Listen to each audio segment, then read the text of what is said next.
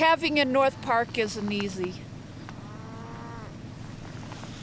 but it's just part of ranching in this high country, and we live in paradise through the summer, so you put up with a little inconvenience in the winter to put up with paradise in the summer, so it all equals out if you're willing to work and put the time and effort into it.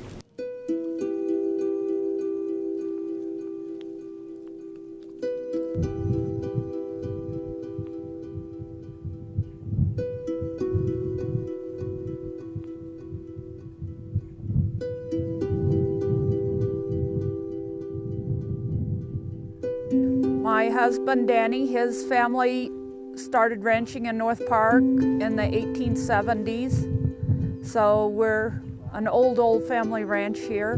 Danny's the 5th generation of his family to ranch here in North Park.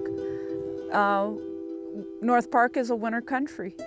And so our forefathers had to be hardy people to live here and work here and to sustain a livelihood here. And here it is April 18th, and we've had 2 weeks of really bad weather here.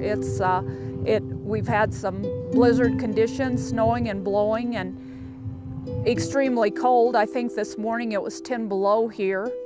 And we've got these calving barns, and we try to get in anything that we think might calve during the night and have it inside, where that if they do calve, that we can save the calf. And we probably save, we lose a small fraction of them, but we save a lot of them by doing that, but we live with them to do that. I was ranch raised. I love ranching. I love cattle. I love horses. I love God's creation. I love being a part of it. I can think like a cow. I can think like a horse, and that's to our benefit, you know, to be able to relate to animals.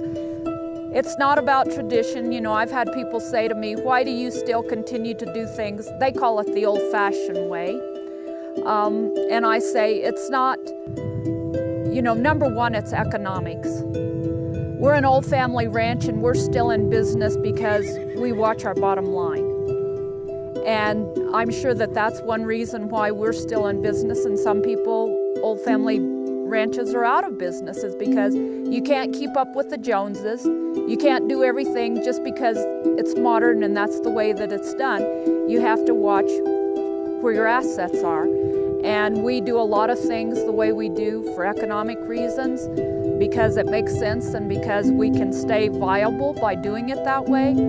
And I have to say that there is some carrying on legacies and traditions that are important to Danny and I.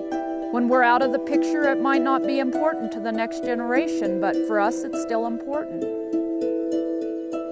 You know, we have fewer cow numbers today than probably ever. The cow numbers are shrinking. I would like to think that people will continue to have a taste for good beef and be willing to pay for it.